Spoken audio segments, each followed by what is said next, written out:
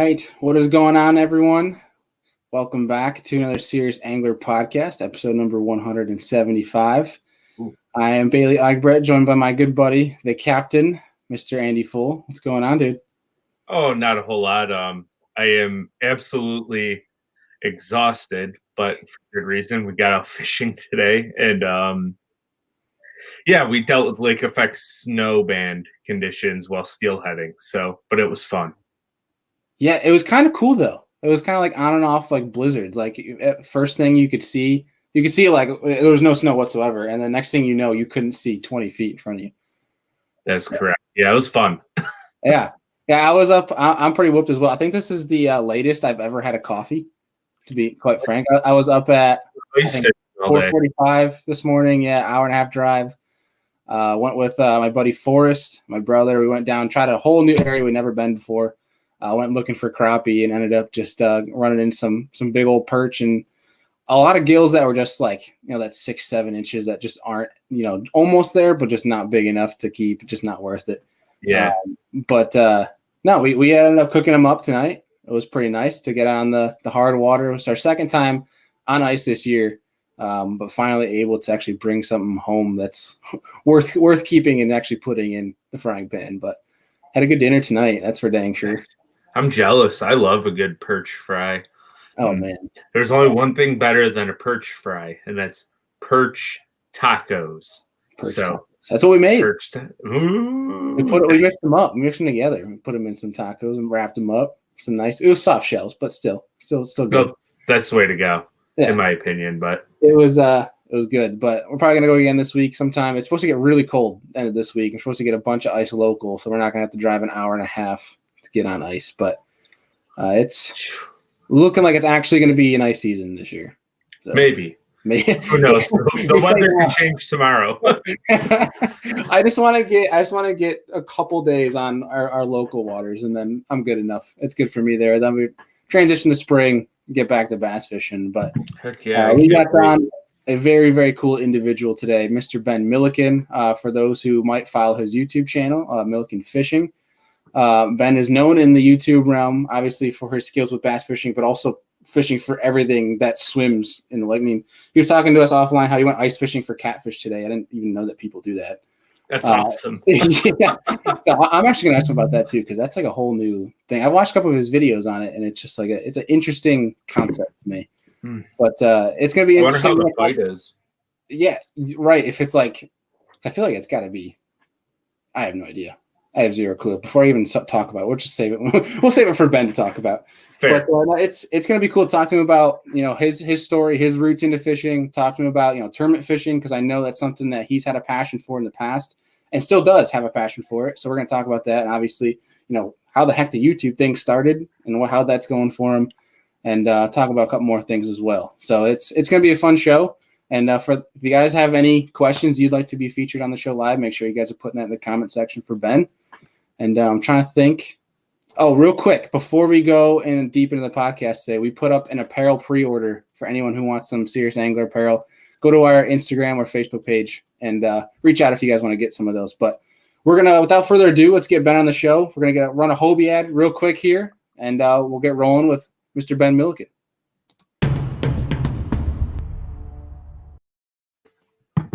All right, we are back, and we are joined by Mr. Ben Milliken. What is going on, dude? What's going on, guys? How are you? I'm doing. How is it in good old Nebraska? Things are good out here. Cold. The weather can't decide if it wants to be in the 50s or in the 20s or what it wants to do, and we go from having 5 inches of good ice to no ice on the lake and 3 inches of shitty ice and open water. It's just like it's all over the place. It makes it hard on me trying to go out and film every day. Yeah, it's fair. We're just barely getting some safe ice up here. Barely. That's crazy. I talked to a couple guys up in the Great Lakes area. They're still out fishing, some of them. It's pretty wild. Open water. Oh, yeah. Andy, is the harbor iced over yet? Do you know? Andy's up in Buffalo, Ben, if you don't. He's 5 minutes from Lake Erie out of Safe Harbor. So jealous. I would guess that it is. I didn't drive by there today. Normally I do when I drive home from where I went fishing. But I did not drive by like 5 days ago it was open. So Mm. Lake Erie is 35 degrees, but we have a lot of snow coming. So I'm sure it's about to go away here real quick. So Craziness. Well, yeah. Good grief. Well, dude, before we get too deep into the podcast here, obviously you're new to the show, and it's awesome that we can get you on here. We want to know, how you got into fishing in the first place, how you got involved with bass fishing, who got you installed and got that passion in you. So we want to hear, the whole story of, how you started fishing in the first place.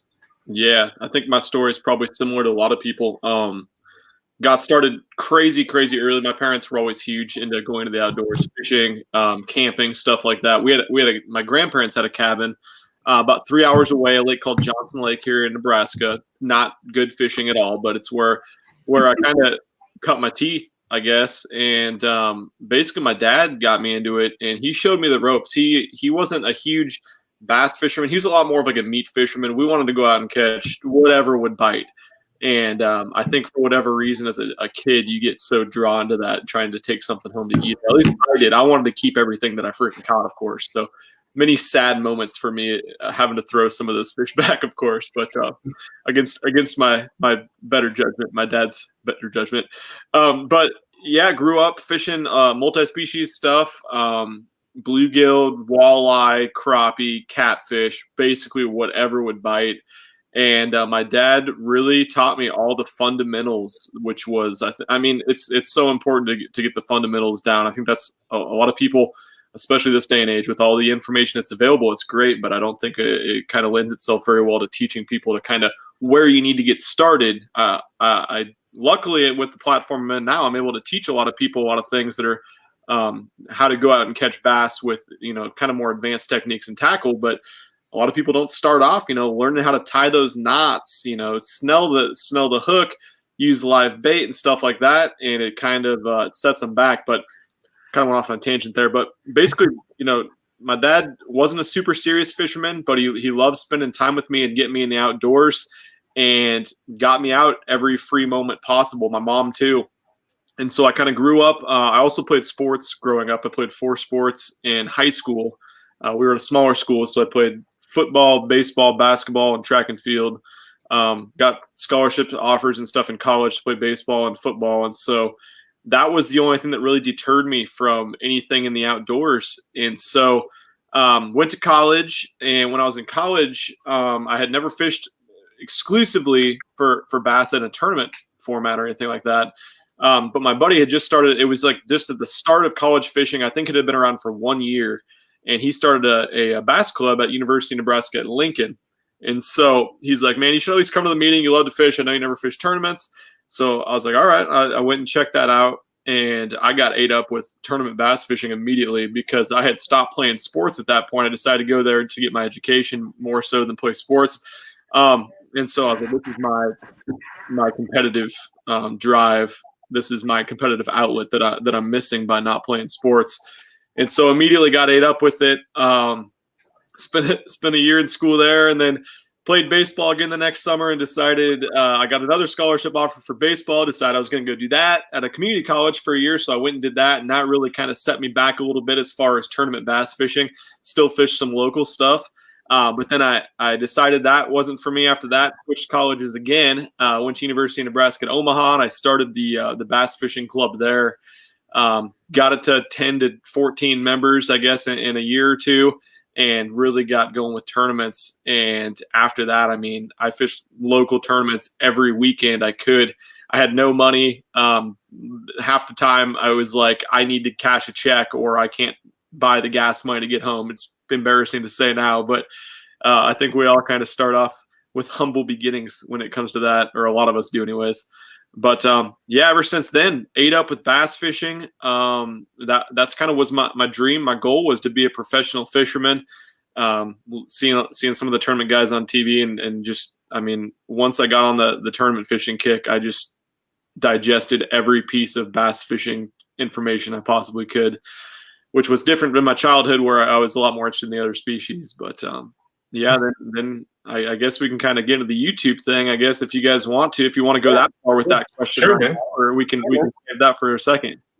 We could probably save it for a second because it's two comments from that, and it's looking back on that, like you said, just trying to cash a check in that next tournament to get gas, right? I mean, I'm sure now while you're doing so well for yourself, it's probably nice to look back on that, and it almost kind of it adds an emphasis to that time you went through. It makes it worth for what you're doing now. 100%, man. I appreciate it so much more. Everything, never taking anything for granted. I still am a penny pincher and tight with everything, and it's definitely helped, man. But I think it's a period that I went through in my life where I had nothing money wise and lived and worked shit jobs so I could spend every hour possible thinking and every dollar possible on fishing. If I didn't go through that, I don't think I would have the drive for the sport, especially the competitive side of things that I've kind of implemented into my YouTube. My competitive drive is there as well. So I definitely appreciate it, man. Yeah. I think, one comment on your YouTube channel is you kind of cover just about every niche in fishing, whether it's multi-species to ice fishing, to tournament fishing, to random challenges, like you cover it all. And I think that's what's kind of cool is like, I feel like, and you can comment on this as well. I would love to hear your opinions on this. Because like when you look at a new week and you have nothing scheduled, like you don't have to, you're not a channel where you have to streamline your content towards one thing. That's what people want. You're not streamlining your content because that's what people are tuning into your content for. Totally. Right. Yeah. So like looking at that helps me. Yeah, for sure. That helps me and it hurts me. The YouTube algorithm really does prefer for your viewers to go back to the same types of content and get those videos recommended. So if I have a tournament fishing video they're watching and the next one recommended is trout fishing a little creek, people aren't going to click on it. So that's been kind of a struggle, especially lately, as YouTube kind of has evolved with all the different channels doing all the different niches in the fishing industry, especially. But it's fun. Something I guess I kind of left out of that was graduated from college, and after college, I decided it was best for me and my family to get a full-time job with my college degree. And so I spent 4 years behind a desk before I ever did the YouTube thing, doing the typical 8 to 5, making shitty money. And that also is something that I definitely have a chip on my shoulder and a driving factor behind me, not wanting to do that ever again, work for anyone else ever again. Right. So yeah, man. Heck yeah.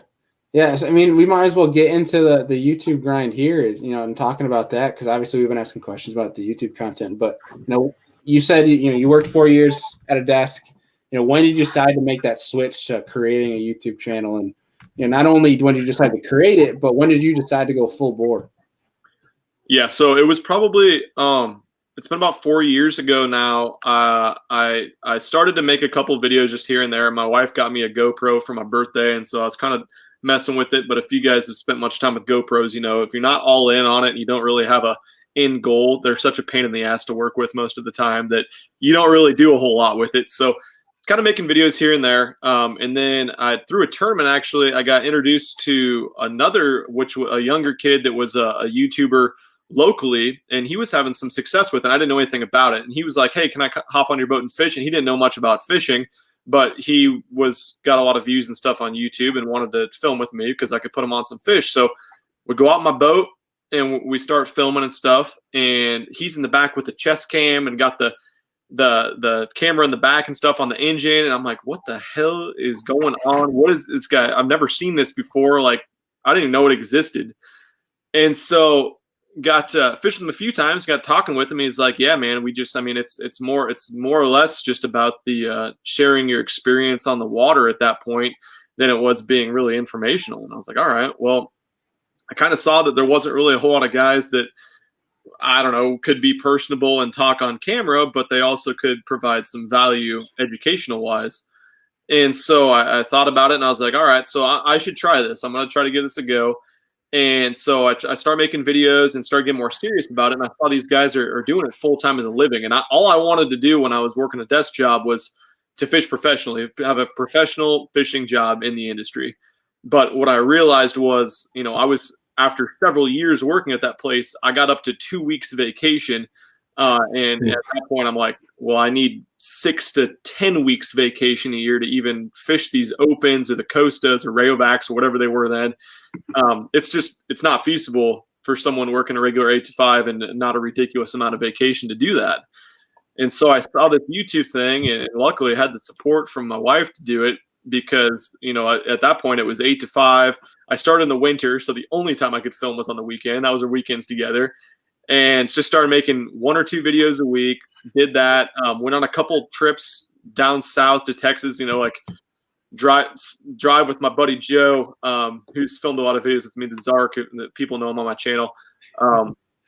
Leave on Friday, drive overnight to Texas, get there at 8 or 9 in the morning, fish all day Sunday, drive overnight and get home for work on Monday morning. We did that a couple times. And some of the videos started to do better, started to get a little traction. And it got to the point where I was making enough of a percentage of my regular salary at work that I was like, I'm making 1 or 2 videos a week. What's going to happen here if I make 4, 5, 6, 7 videos a week? There's no way it's not going to work out. And luckily I did it at the right time, 4 years ago when there wasn't 792,000 YouTube fishing channels. And I was able to get in before really the big wave hit.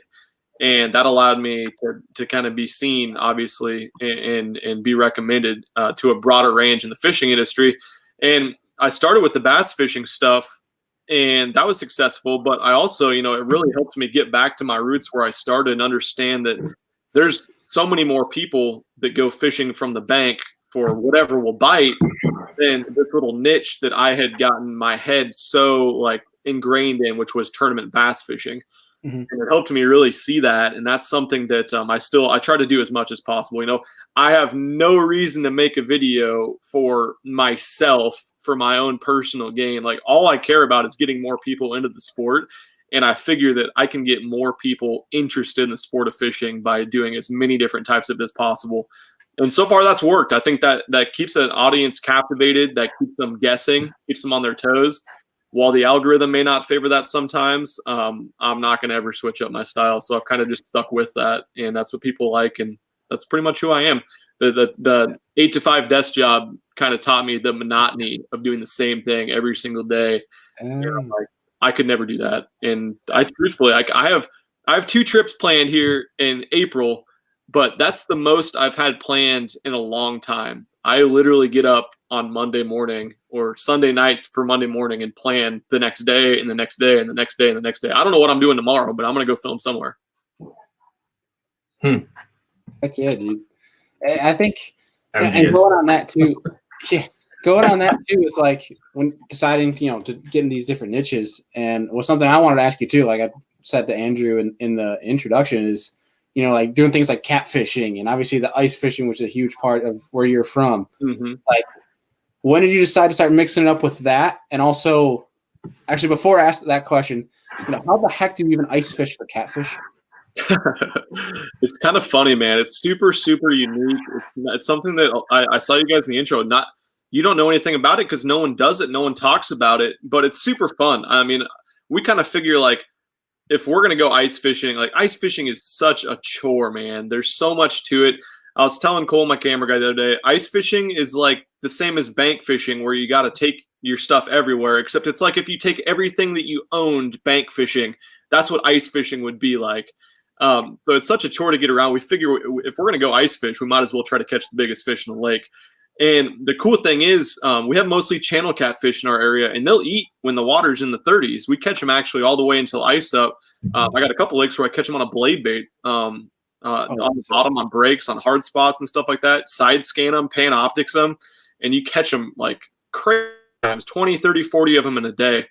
But the fishing is a lot different, man. They cruise those same channels, hard spots and stuff, and a jigging spoon with a little chunk of meat, whether that's a bluegill back or guts or whatever it is, and just a little wiggle in their face. And we're not trying to catch 2 to 5 pound channels. We're trying to catch 12 to 25 pound channels, and it's a freaking blast, man.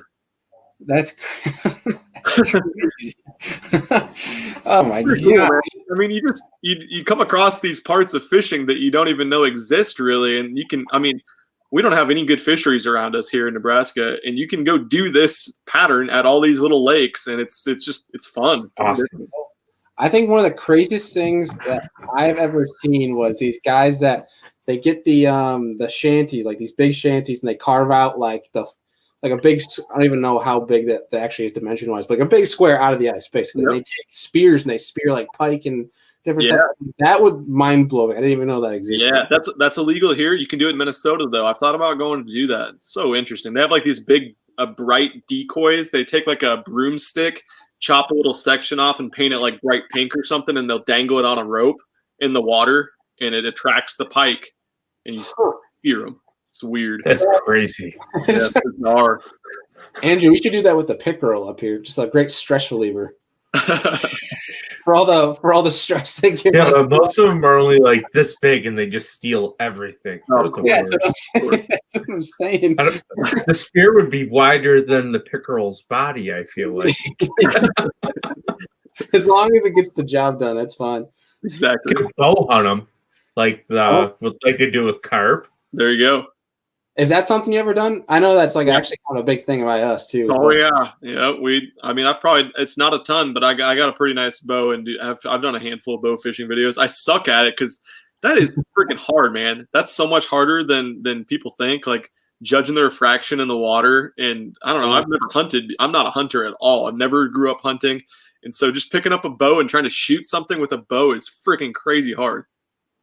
Scott Klein in the comments says to come bow fish for stingrays with him, and that sounds crazy, but also Scott is in the comments on every Monday Night Live talking about he does some different form of fishing.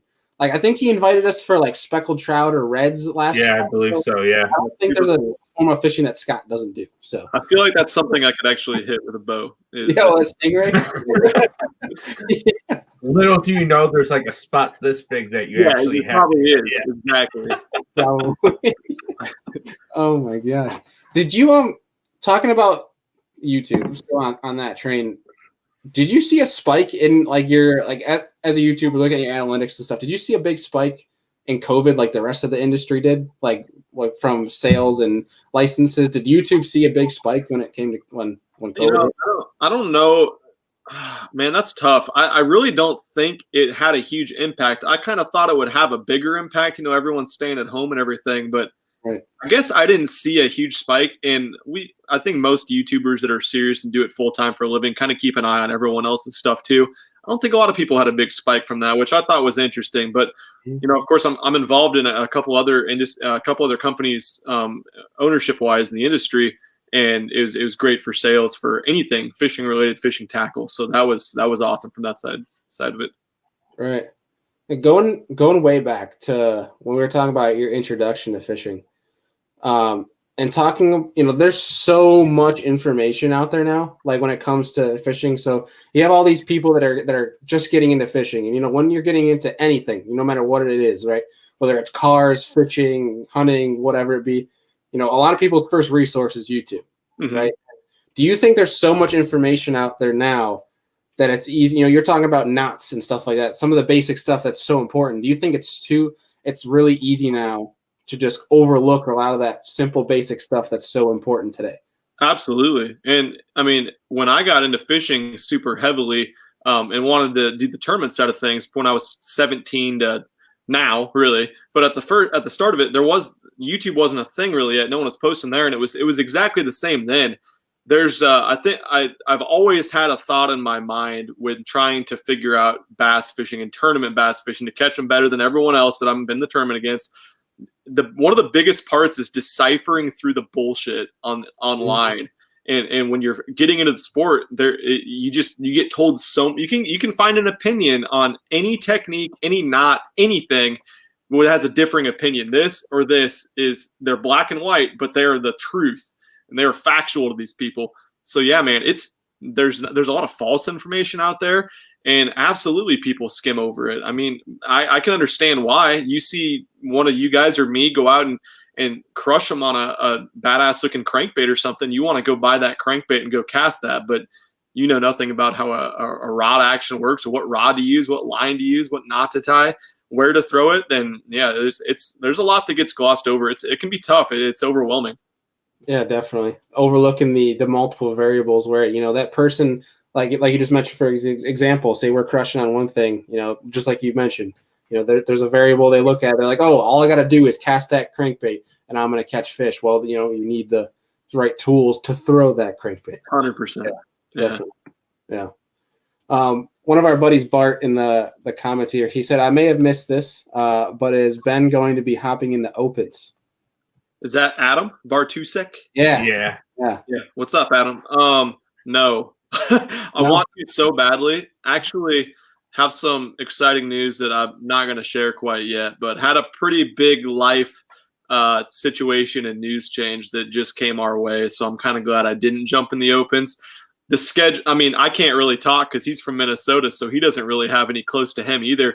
But the scheduling is rough for someone in Omaha, Nebraska. I mean, the closest tournament is the Grand Lake tournament, and that's going to be like fall. Grand Lake is not exactly what I want to spend my time on. Then besides that, everything's 12 to 30 hours away. I mean, that's part of the grind and part of the hustle. I understand that. That's what guys are traveling all over to fish all of them for. But I'm thinking next year. So we'll see. Heck yeah, dude.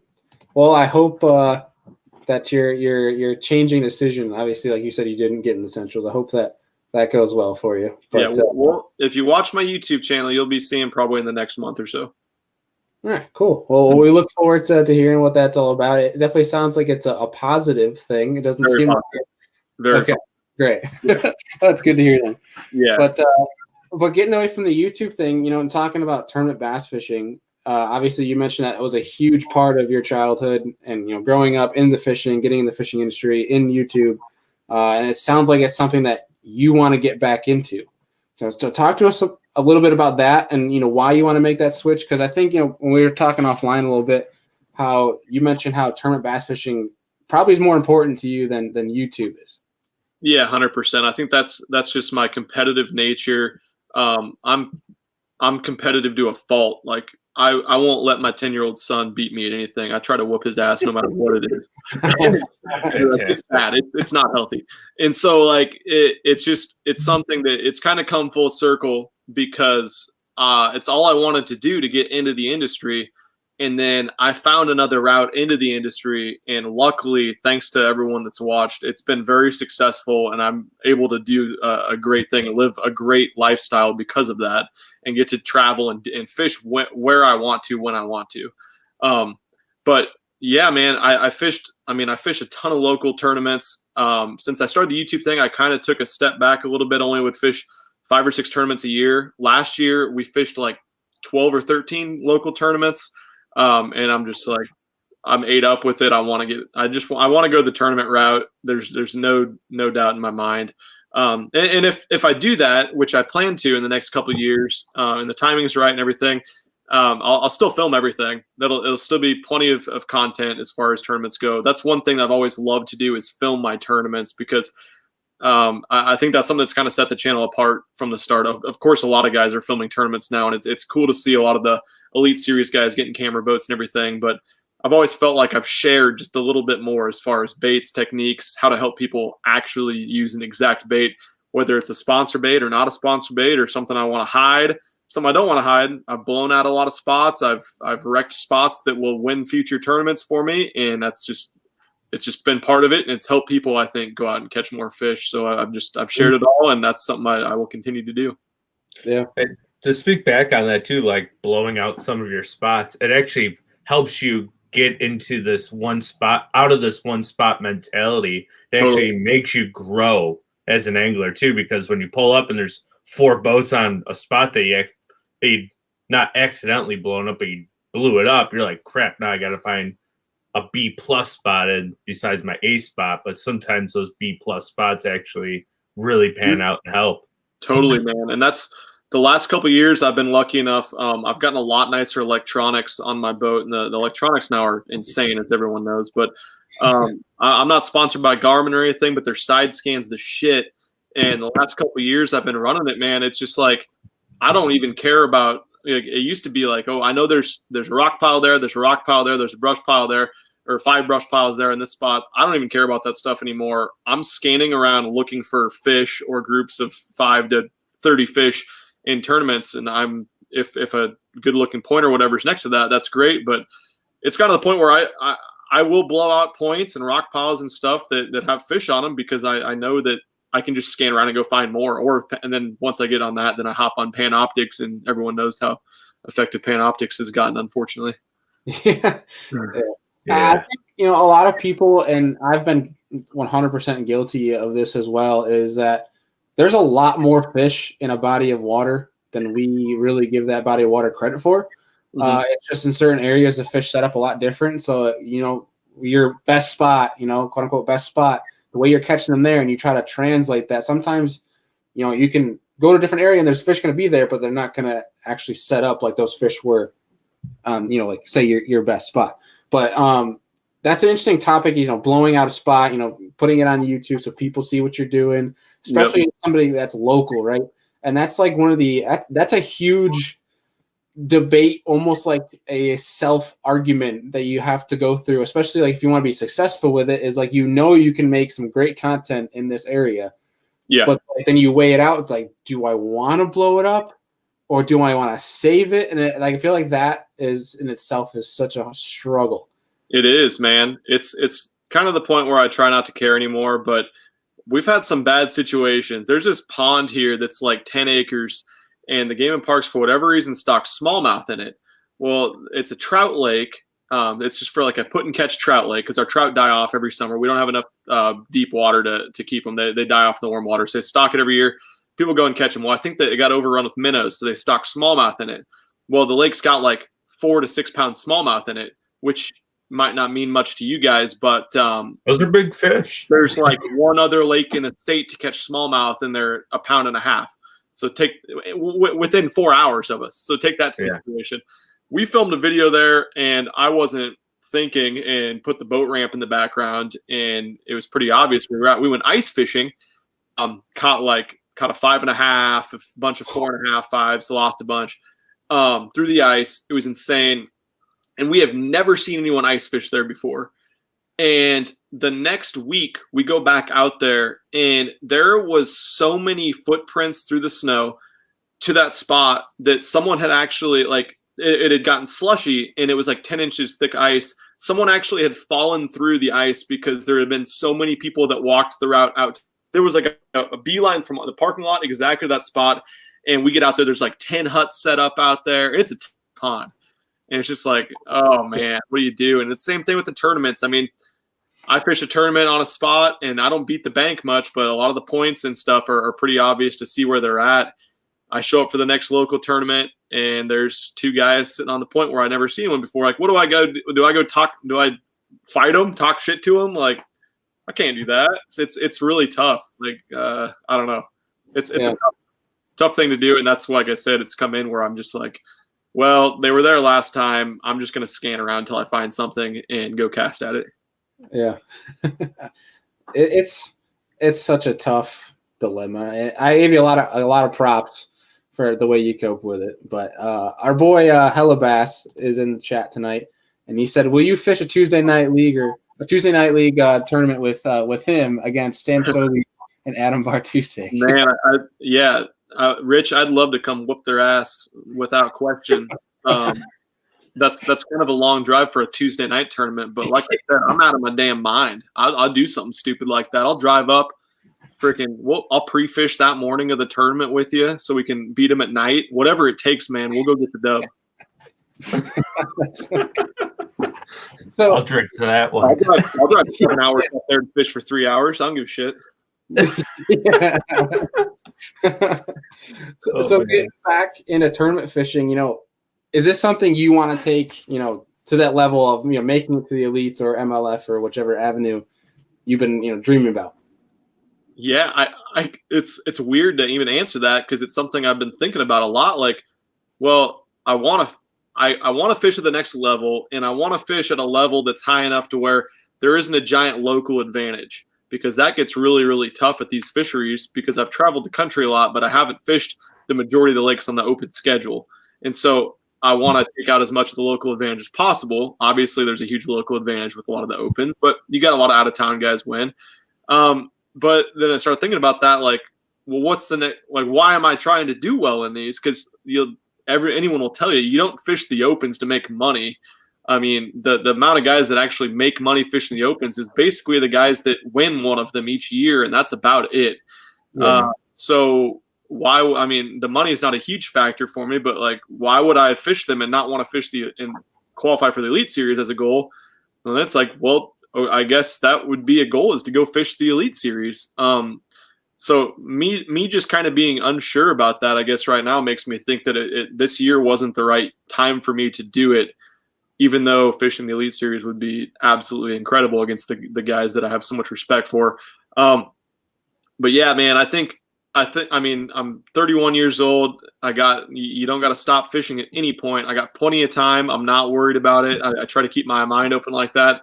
I got some serious tournament FOMO every year, every single tournament that goes on that I don't get to participate in that's an open, or I see a bite happen, then I'm like, oh man, I would have picked up on that. That's really tough. But I liked the NPFL format a lot, actually, because that did take out the local advantage. You know, that's 6 tournaments around the country for points.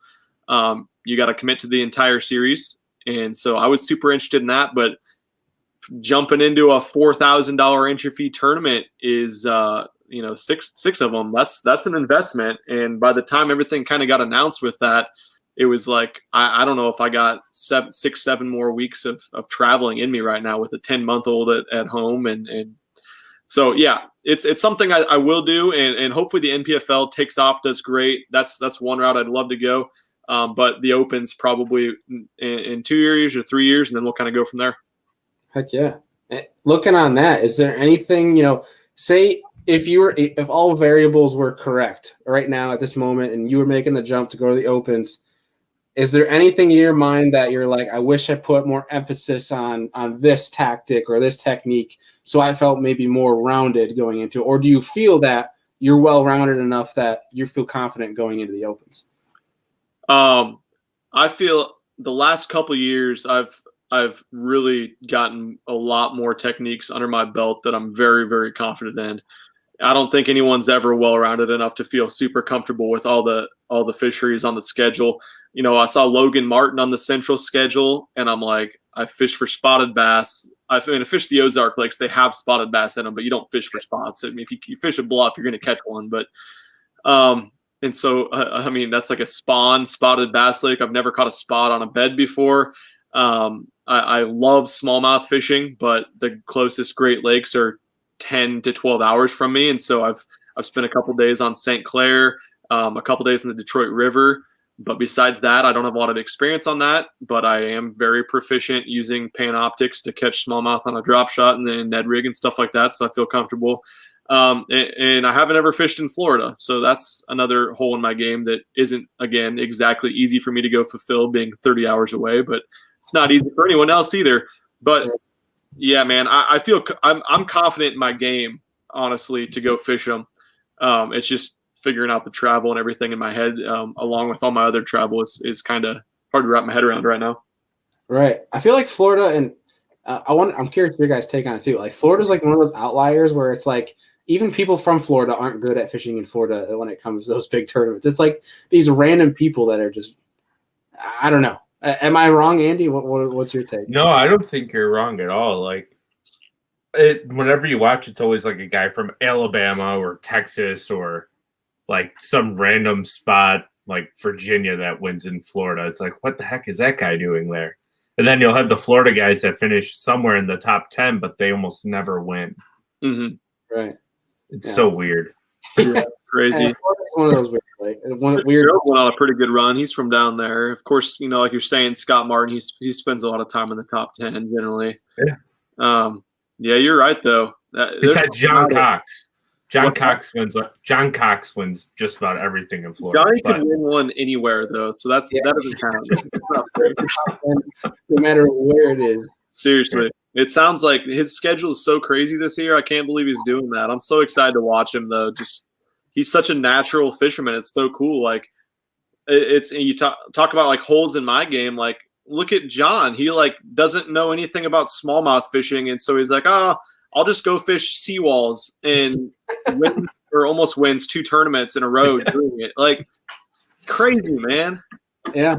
You just I think what you're comfortable with, I guess. And that's really what all the successful guys do when they travel around the country is they do what they're good at And that's easy to say. That's one of the hardest things to do, is go do your confidence bait somewhere you're unfamiliar with, and when everyone else is running their mouth, doc talk, doing something else. And you have to be doing this. You have to be doing this. And yeah, it's what sets people apart. It's like Andy Morgan, man, one of the most simple fishermen in the game, and his game travels. He catches them everywhere.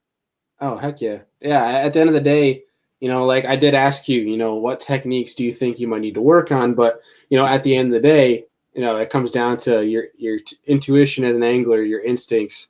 And that's pretty much what John Cox relies on. I mean, he doesn't need practice to go top 10 in, what was it, the FLW championship? Or yeah. That whole confusing. But I guess the big point we can take away from this is don't overlook the obvious. Like seawall, such an obvious thing. There's going to be fish there if it's deep enough. Correct. Right. It's crazy. Which is such an interesting concept too, because that's like, and Andy, I've mentioned this on a few shows prior, is like that stuff that I shouldn't say always, but I have a tendency to neglect, because I look at that and I'm like, if I see it that quick, that easy, then I feel like everyone else is going to see it that quick and easy, and I spend majority of my time trying to find something that someone isn't going to find easy. But then it turns out that person wins off of that spot, and then I'm kicking myself because I didn't go to the most obvious thing there. There's a reason they're called community holes. They always produce. We keep coming back to that. But for you, Ben, what would you say? Obviously, I asked you, what things you need to work on, but traveling around the country, what is your biggest confidence? What is always going to be on deck for you, no matter where you're at in the country? A lot of things, honestly.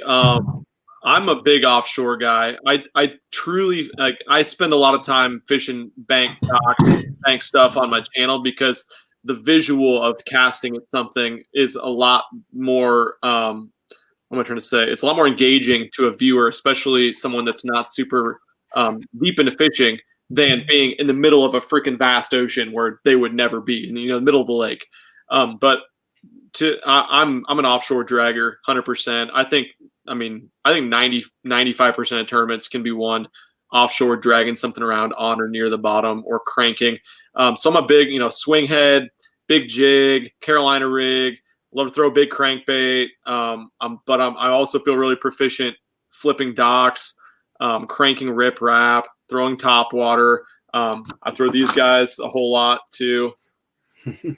Freaking big swim bait guy. I spend a lot of time with those in my hands. So I'd say probably those 4 or 5 things, between deep dragging, deep cranking, shallow cranking, docks, big swim bait. That's my strengths for sure. Heck yeah. Mm-hmm. Now, my last question for you, before I obviously, if Andy has anything for you as well, leave some questions for him. But I want to go to some viewer questions when we're done here. But we did a panel, I guess, Andy, we could call it a panel with Kobe Pellerito, Nick Kuzvis, talking about jerkbait fishing, and it was a primary focus on megabass and smallmouth. And I know you left a comment on that, which was really interesting, which is something we actually neglected, which wasn't on purpose, but it was we primarily, Andy, we talked about smallmouth throughout that episode, as we neglected jerkbaits for largemouth, and that's something that you brought up as well. Mm-hmm. So that's something I want to ask you too, is like, obviously jerkbait fishing for smallmouth and largemouth can kind of be different. In your thoughts, like what switches or what alterations are you making when going for greenheads instead of smallmouth? Man, that's something we could talk about for a long time. Most of our fisheries are predominantly largemouth. So I spend a lot of time largemouth fishing. I spend a lot of time in the Ozarks, which, as you guys know, clean water, natural lakes, rock transition stuff. It's where jerkbait fishing, I think, got famous 40, 50 years ago. And that's all largemouth stuff. Yeah, I throw almost exclusively. I throw this guy right here. This one jerkbait. You guys have jerkbait boxes, so you know exactly what this is all about. This is the 6 cents. It's a mess. 6 cents above jerkbait. It's just a freaking killer. Dives down 8-9 feet at the deepest, usually 6-7 feet. But yeah, largemouth, I think, are a little bit different in that I prefer more of an overcast for largemouth. And the thing is, like, you can catch largemouth no matter what the conditions are on a jerkbait when the water's below 45 degrees here. But man, listen to those guys talk about fishing that fast jerkbait. I've caught a ton of smallmouth on a jerkbait, but it's something that's a lot slower and more methodical for largemouth. And it's almost always vertical structure, whether that be natural rock. We have a lot of man-made jetties, riprap, stuff like that. The more vertical that you can find, generally with a largemouth, you're going to need them to release up off, and they really feed up on a jerkbait. Whereas I think a smallmouth is something you can cover a flat, working it really, really fast. But here in Nebraska, I mean, we're fishing a jerkbait from ice on the water up to 45 to 50 degrees. And it's like 5-second pause is where you start. And sometimes on a really good day, 3-second pause, but 5 seconds to 10 or 12 or 15 seconds. Panoptics has really opened my eyes on that. This last couple of years, seeing, a fish follow my jerkbait and let it sit in their face for a minute, 90 seconds at a time without moving it, and they finally commit to it, which is just mind-blowing. I think everyone is kind of getting turned on to the power of the Panoptic now. But that's something I think maybe they don't talk about so much, is you can literally watch a fish stare at your bait for like 30 seconds, twitch it, they'll draw up to it, and they'll sit there and look at it for another 30, 45 seconds, and then they'll finally just mush it and grab it. It's unbelievable, thinking about how slow you can work that bait sometimes. But yeah, really what I'm looking for largemouth is a vertical area, usually a channel swing area where we got wind blowing directly into that bank. Any amount of wind that can be rollers going into it, white caps and stuff, or just as long as you got a little ripple. A lot of those days where it's slick calm, and then all of a sudden something changes with the atmosphere and you get that little ripple on the water blowing directly into something that's more vertical, maybe an inside channel swing on a point, or the last channel swing in a creek before it flattens out is a big winter Lake of the Ozarks thing that we fish a lot too. But you pretty much run those channel swing areas looking for wind blowing directly on a vertical piece of cover. And then you just have the confidence in that jerkbait. I think that's the biggest thing with the jerkbait is finding the confidence to know what your bait is doing while you're methodically letting it sit for 5 to 45 seconds at a time is the biggest thing. And the biggest learning curve with the jerkbait. And luckily we got the Panoptics now, which can cut that learning curve a little bit by seeing if there's fish there and seeing how they react and really being patient with it. Watching a jerkbait on Panoptics is probably one of the most satisfying things. Oh, it's not. I mean, it wasn't surprising at all seeing Patrick Walters do what he did. I literally did the same thing like 2 weeks before. My water was like 15 degrees colder, but I had just done the same thing and watched these fish come out of standing timber in 15, 25 feet of water, and they can't stand it. But there's no way you would have let that bait sit that long if you hadn't seen it with Panoptics. You're literally catching so many fish that you never would have caught. Right. I fished a tournament this past November, and we're throwing A-rigs for smallmouth, and my buddy and I were laughing like little schoolgirls watching 20 smallmouth come off these structures after the A-rigs, and you see them racing up, and you're just like looking, and you're just waiting for that bite, and as soon as that blob hits your blob, like your bait, blob, and it's so funny. Oh my gosh. I feel like we could go into another whole 2 hours on. Oh man, no kidding. I'm gonna throw it over, see if Andy's got any questions for you, and if not, we're gonna throw it to the folks in the comment section to see what questions they got for you. But Andy, you got anything for Ben? This is a do it molds question. Ooh, there we go. What made you want to melt down used plastics and start pouring your own like unique colors? Money. First thing I got to do at molds was pouring jigs, and we have like some swap meet, some flea market guys here in the winter in town. And like I was saying, I had no money, and so I was pouring jigs. One, because there's a couple local guys that fish offshore here, and I watched them repeatedly in tournaments fire cast out to a brush pile with the jig from 100 feet away, get snagged, break it off, tie one on, fire out there like 5 casts in a row, and then they'd crack a 5-pounder. And I'm like, I would have gone in and got that snag out because I don't got any money to be breaking off $5 jigs. I need to be making them for $1 myself. So that was the first thing. The second thing was I realized I could make them for $1 a piece and sell them for $3.50 or $4 a piece. And so that's what really got me going with Do It Molds way back in the day. That was when I was working full-timer in college and stuff. But then, yeah, I mean, doing the plastics thing, once I kind of got a relationship with Do It Molds, they actually reached out to me. They're only 4 hours away in Iowa. I was super jacked about that. Just a family-run company that's, you know, just a mainstay in the fishing industry, been around forever.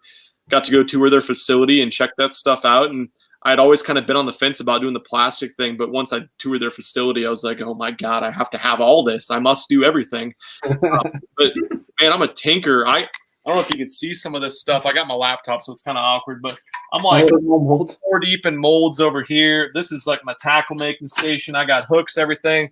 All this stuff is, you know, we got hackle. We got all sorts of tying stuff. I airbrush stuff. This is my soft plastic pouring station up here. These are some of my soft plastic molds.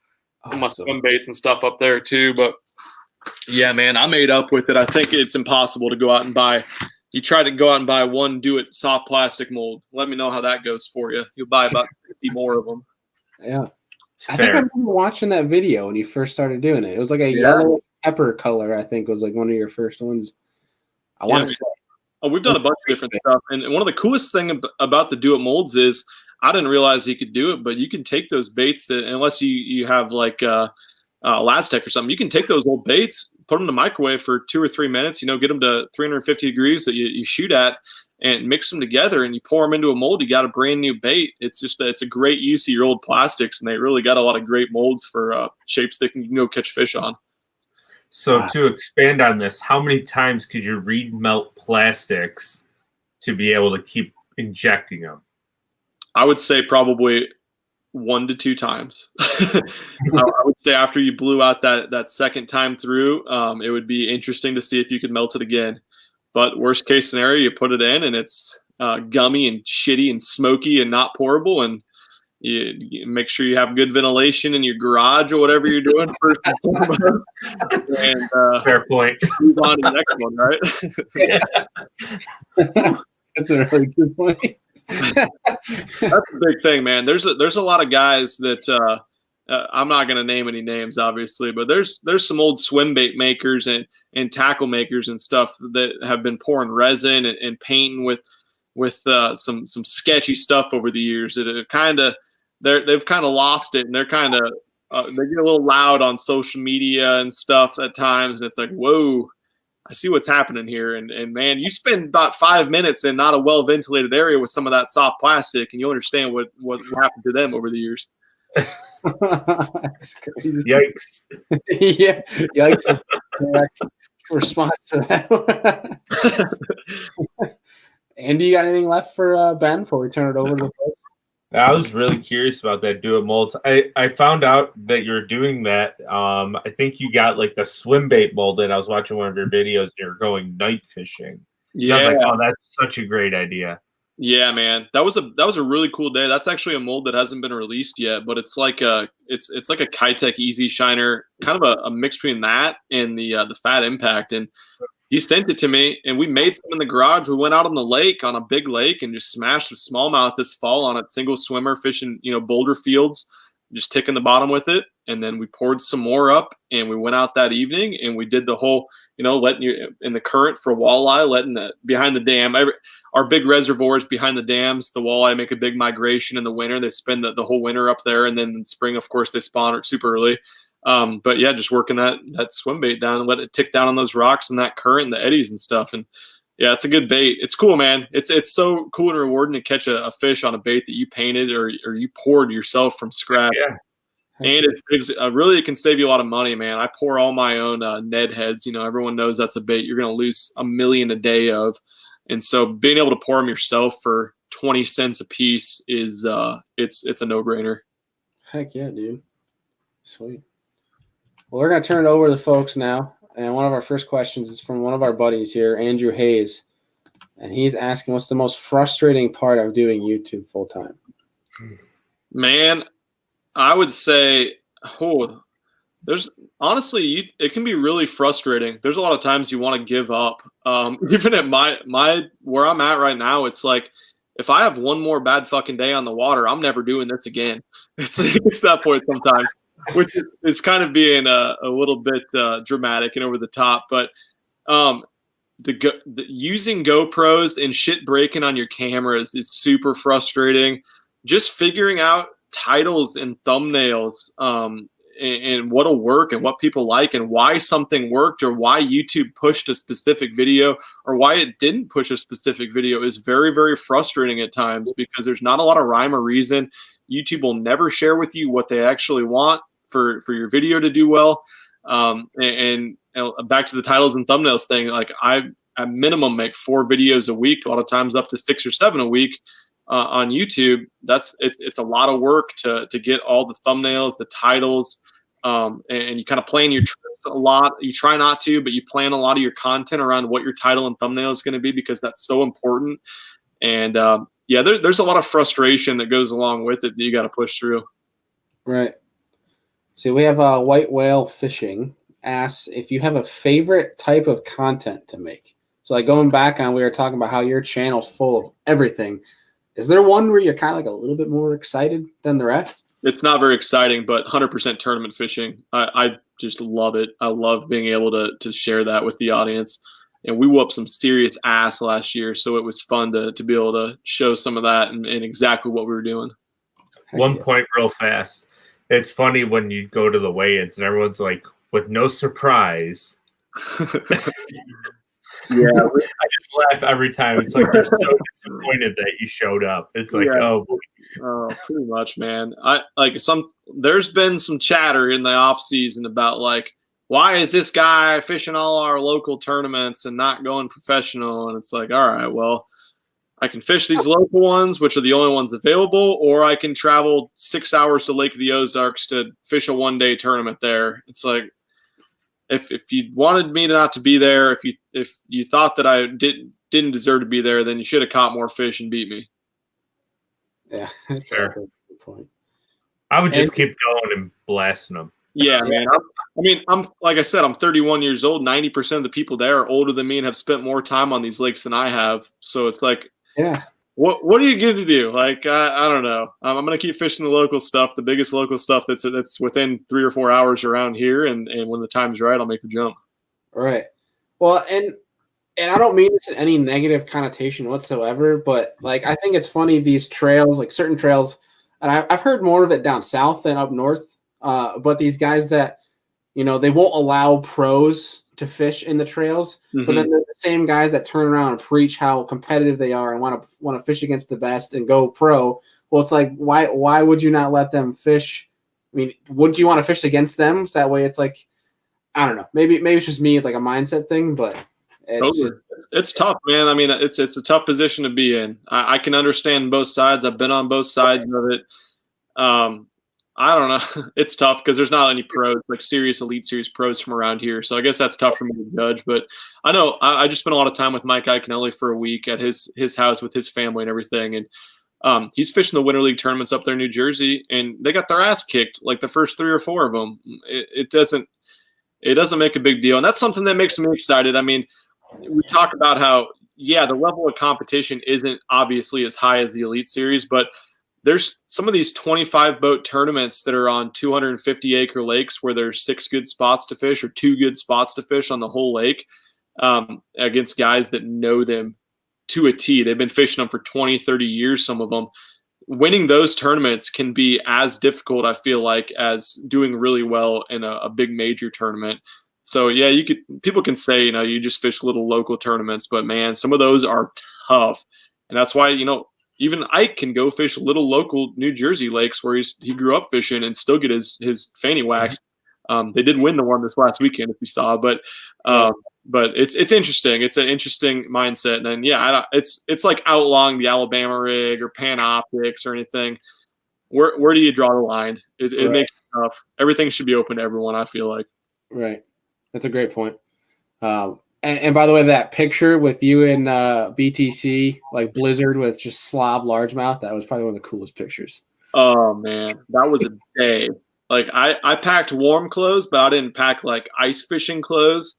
It wasn't even supposed to snow that day, and we had like 3-4 inches on the deck. It was reels were frozen, everything. Like I missed so many bites because I couldn't feel anything in my hands. I couldn't function, and we somehow scrapped enough up with secret little magic tube there to make a video. Nice. You guys probably know what that bait is. You're from up there. Yeah. Oh yeah. The label gives it away. You know that package. Yep. Yeah. And it's kind of funny too, because I think it's not just that specific one, but there's a couple companies that make those bulk packs, but the label just I'm like, oh, I actually have that exact one downstairs in my basement. It's cool though. It's a small world, man. You guys out there in Buffalo, I'm here in Omaha, Nebraska. We know the shit still. It's the same stuff. Yeah.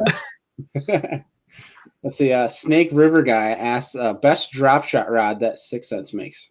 The new one. It's the Unicorn, the 7.2 Unicorn. It's like a medium light, great drop shot rod. But I have my own Milliken series too, and I drop shot with that a whole lot. 610 medium. It's like a moderate fast. It bends all the way. It's got a soft right at the tip, and then it bends all the way through the rod. I think it loads up really nice. But that Unicorn is gonna be a little bit more sensitive for sure. It's $300 rod. Heck yeah. Nick Denzak, who is actually a local angler around Andrew and I, is asking your bucket list lake, which I think is a super interesting question. Because I feel like we get that almost every show for everyone on Monday Night Live, but I think it's super interesting in your case because you've, beyond maybe Florida, like you said, it's like one of the only states that you haven't been to. Mm-hmm. You've been around the country, so I'm curious to hear what lake you haven't been to, that's on that top of your bucket list. I don't have one, but I have several fisheries that I'm really wanting to fish. I want to fish some of like the Comadero. Those lakes in Mexico are on fire. Obviously, the Jurassic Park stuff in Florida looks really, really fun. But I'm a big smallmouth guy too, so I'd love to fish Simcoe. I've dreamt about fishing Simcoe. I never fished Thousand Islands.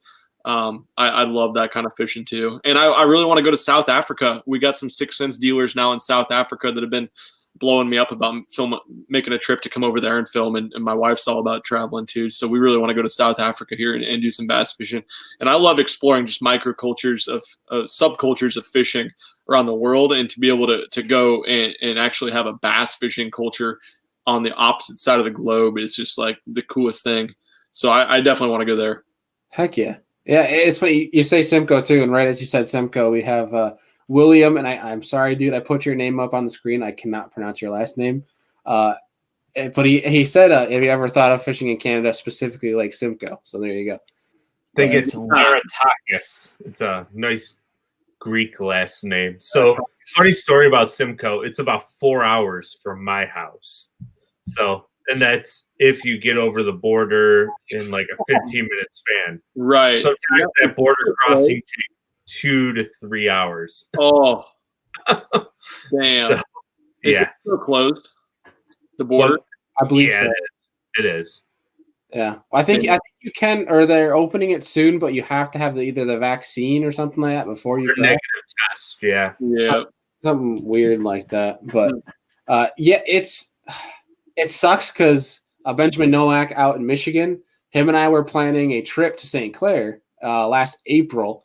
And it was going to be a 4.5 drive for me, easy, to go right through the border. And they closed it off, and that 4.5 hour drive turned into 10. So it's like, well, we're just going to schedule that. Not good.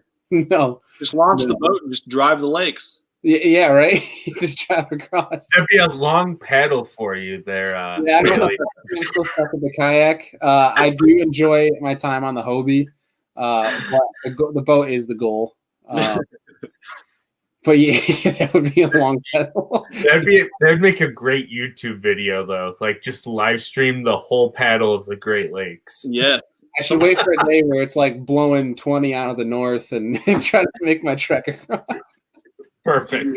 Idiot makes That's something else though. I really want to fish like some like where the St. Lawrence pours in and everything. Those lakes sound like they're just like incredible 5-6 pound smallmouth galore. It's that specific area of where we're from, New York, that you mentioned is one of the coolest places to fish, just because obviously it's a beautiful country up there, but also for the fact that you can literally do just about everything. Mm-hmm. That's what's so cool about it. I guess another one too on my bucket list would be Champlain. I'd love to go fish up there too. Sounds incredible. Yeah. Talk about another place where you can literally do anything under the sun and catch fish. Right. Yeah. Super cool. Heck yeah. Yeah, I wish that lake wasn't 7 hours away from me. Yeah, right? Well, like 30. Yeah, 30. That does suck. It makes you wonder, though, like a lake like Champlain, where when these tournaments go there, that they just wallop on massive numbers of fish. Because it's so remote, like if it wasn't, would it be as good? Would it be Champlain if it wasn't as so remote? No. I agree. I don't think it would be. If it was, say, down by us, Andrew, in the middle of New York, I don't think Champlain would be as hyped up as it is now. No, I think it would be, because there's a lot of people in Vermont and Connecticut and Mass who fish there. That lake gets way more pressure than we think it does. Like every tournament that goes there that's somewhat big has 100 boats to 200 boats.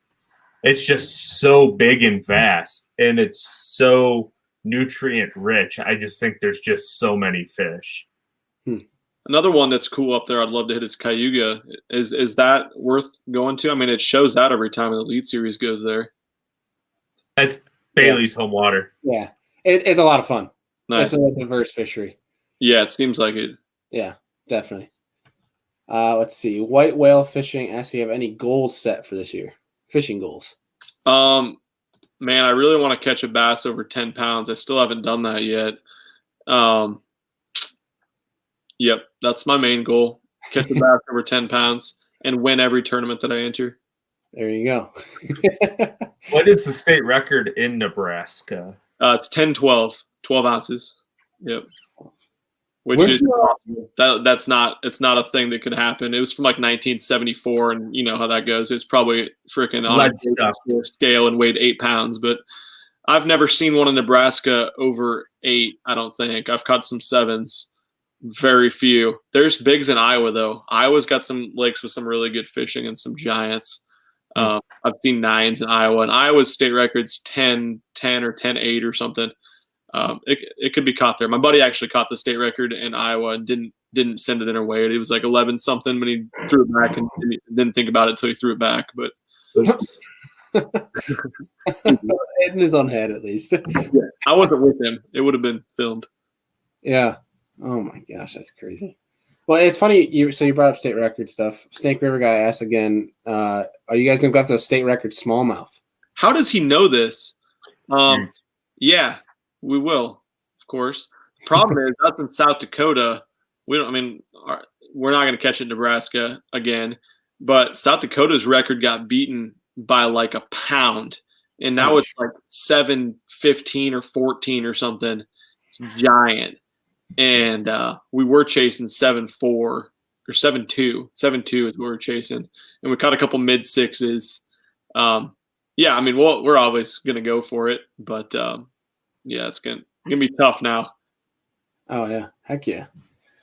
Let's see, we have some other different. Yeah, we have some people commenting that the YouTube title for kayaking across Lake St. Clair.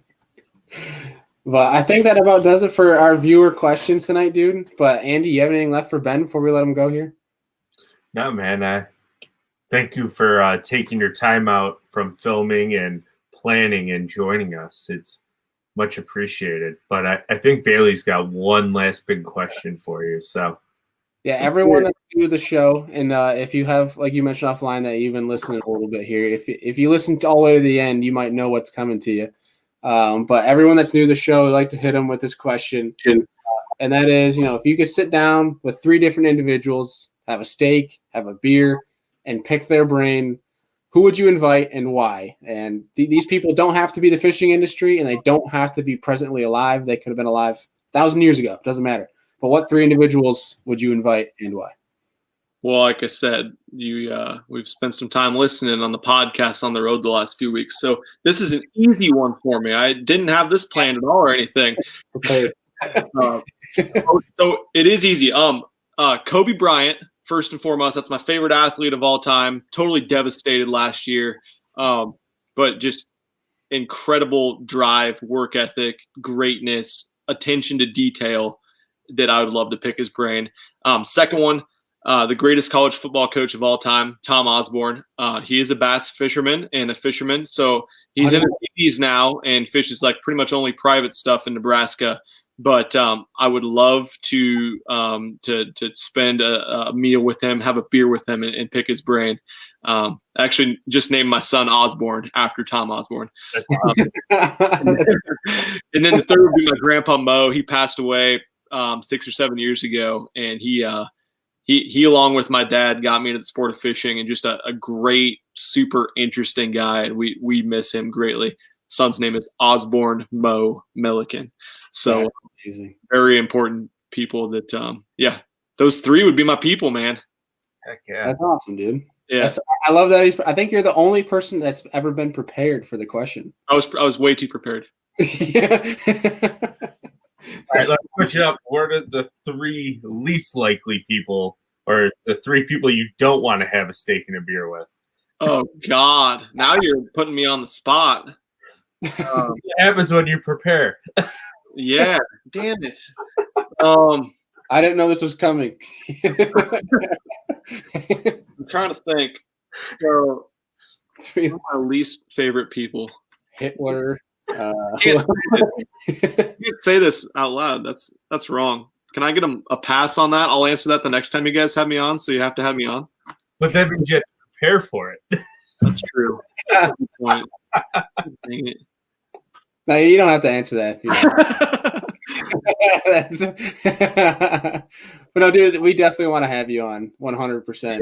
It's been a blast tonight. We've been almost going on an hour and 15 minutes. It's been great to learn from you. We appreciate it. The folks appreciate it. And we actually, real quick, we have another question here. Asking about your merch. William, how do you pronounce his name again, Andy? Because you were good at it. Lara up here. Takis? Something like that. If I butchered that, but he asked if you ship merch to Canada. We do, yeah. Just I would contact the customer service, info@millikenfishing.com, and my buddy Father Zach, he'll help you out. He's the shit. Nice. I'll make sure it gets there. Thank you. Well, if you're not already, if you live under a rock in the fishing industry and you're not following Ben already, go down the description. We have all the links there for you, so you guys can go and tune in to all of his content. Definitely do not want to miss out, especially if you're trying to learn some stuff. Go check it out. You guys will not be pissed. But Ben, dude, we seriously appreciate you tuning in with us tonight. It's been an absolute blast, and we definitely would love to have you on again down the road. Obviously, good luck in your endeavors. I hope your news that's coming out here soon is obviously going to be great. It's gonna turn. I mean, we don't know what it is, so I don't even know how to comment on it. But other than I hope that it just turns out amazing for you, dude. You'll know soon, and it'll be something fun to talk about next time when we're on here. Heck yeah, man! You're always welcome. Really appreciate you guys having me, though. I'm really grateful for you guys. Take your time and let me kind of share my story on here. Of course, dude. Keep up the grind. Keep pumping the content. We all enjoy it, and we'll be in touch, man. We'll talk soon. You bet. Talk soon, guys. All right, take care, Ben. Man, that was good. A lot of really good content about probably like almost everything under the sun when it comes to technique, YouTube, tournament fishing, just industry in general. I think that was really good. Absolutely. A lot of really good viewer questions too. So thank you guys for tuning in and chiming in on that. That's awesome. But it was a really good show, and I think there's a couple of things that we can definitely highlight from it too. I think next time we have him on, I really want to go more into the do it mold questions, because I think that's a street that not many people ventured down, especially on a podcast format, talking about these different baits, whether it's plastics or jig heads, the actual different things when it comes in terms of that. Not many people have gone into, because like that's something I've always been interested in, but I've never, and it's probably me not putting in 100% effort to looking into it. But when it comes to information on how to get started, I feel like that's something that I don't know about. But I think that would be something that'd be a cool talk about, and I think Ben would be a great advocate for that, for sure. But any notes, takeaways you have for tonight's show? I guess the biggest thing what I took away from it is if you want to be a YouTube star, you have to really invest your time into it and break down and find the perfect little niches. And it probably does handicap him slightly because he's just all over the board. Like I was watching some of his stuff the other night and it was trout fishing Little Creek, and then he was chasing state record smallmouth to pouring baits in his garage. So I guess you almost had to pick your poison, which is number one, or whatever happens type deal. Right. And two is if it's something that you truly love to do, just chase it and do it. Right. I think that's a really good point because a lot of people, like Ben mentioned, there's a ridiculous amount of YouTube channels now. And a lot of them just expect that they're going to put fishing content out there and they're going to grow and they're going to be big and they're going to do it for a living. But no, it's a grind. It's a lot of work. And I think Ben shows that really well. And I think, there's channels that ride off of what's hot, what's popular, what's going to get them on most views and most growth. And then there's these channels that are appealing to the viewer, right? They're doing what they enjoy, but not only what they enjoy, they're attracting people like themselves that want to see that same content being pumped out. Like for Ben, if you go through his videos, you see obviously the diversity of the niches that he is involved in within the fishing industry. And if you go in, and obviously all the videos have views, right? But I think what's important is you go to those videos and you go to the comment sections and you see each video is just getting cluttered with comments. So he appeals to a bunch of these niches and the same anglers that are interested in everything fishing. And I think he does a really good job of not straying from what he believes in. He does what he enjoys, and he's not going to stray from that. It's sure if he streamlined one thing that was popular right now, he probably could be, double the size he is. Who knows? I don't know the numbers. I know he's at over 400,000, but I think because he sticks to what he enjoys, he probably enjoys the content he puts out a lot more. Yeah. And I was going to say, my biggest takeaway from watching his videos is you get a very, what's the word I'm looking for with the way he films? A very interpersonal relationship with his filming. You can tell how excited he is in every film he does. You just get his true self every time. I also love the nickname for his fans, the MFers, because it's like Luke Duncan's low-lifers. Because at first, if you're new to the channel, you're probably like, wait, what did he just call me? And it's just it's a good way to trap you into the video. Because already got you caught with a one-line hit. Yeah. Well, it also gives, if you're a longtime fan, it gives you a sense of, a belonging. Like you're a part, you're watching his content, his own content, but you're part of it. It kind of gives you that sense, and that's a really, really smart strategy. And it's good on him because obviously I think he enjoys that part, seeing that following. But really good episode tonight. Thank you to you, Andrew. Great job as always. Thank you to the folks that have tuned in back here. So great job to you. And I'm surprised all three of us made it through this without closing eyes for a minute because we all fished today. Right. So I'm gonna crash after this. We get this uploaded because obviously this goes right up to YouTube, up to Facebook, but I gotta upload this to MP3 for those tomorrow who are listening right now. If it's tomorrow morning or the next day or whatever, and you're listening on MP3 right now, I gotta upload it. To MP3. Yeah. Thank you guys. If you're still listening on MP3, appreciate you. Have a great day. But guys, again, if you want to get any Serious Angler apparel, head over to our social media. We have pre-orders in, and I think Andrew and I's plan is we're going to keep the Serious Angler website up for right now, the Squad Locker website. But I think each year what we're going to do is we're going to do pre-orders for almost a limited edition apparel. Yeah, I think that's what the plan is from going here forward. So if you guys want to get some limited edition Serious Angler apparel, head over to our social media. It's going to be sweet. I'm excited to get that. It's like a murdered out, blacked out theme, leather patch hat. That's going to be pretty sick. BA, man. It's going to be BA. Oh, yeah. It's going to be sweet. So head over to social media. Reach out to us if you want to get your hands on some. And join our fantasy fishing group, Serious Angler Podcast. How are we up to there? I think last I checked today, it was 250 members. But if you guys join, the top 3 members all win prizes from so far from Queen Tackle, P-Line, and I'm in talks with a couple other folks. And talking about show partners, we have some announcements in the works. And once we have those confirmed and 100%, 100%, yeah, Rich, if you're still listening, you know what to do. We'll let you guys know. It's going to be pretty exciting if all goes through and all goes well, and we're looking forward to it. But I think with that being said, I think that's it for tonight. I think that does it. I think Wednesday we have Drew Gregory, a kayak angler. We're going to get Drew on, talk about his show, Hobie BOS AOI. It's going to be a fun show there. We do not have a guest for Friday yet. We're going to get that figured out. But beyond that, I'm good for tonight. Do you have anything else left for the folks, Andrew? I mean, everybody have a good week. Stay healthy, and yeah. It's a great end. Well, as folks, thank you as always. We appreciate you guys tuning in, and we'll see you guys on Wednesday.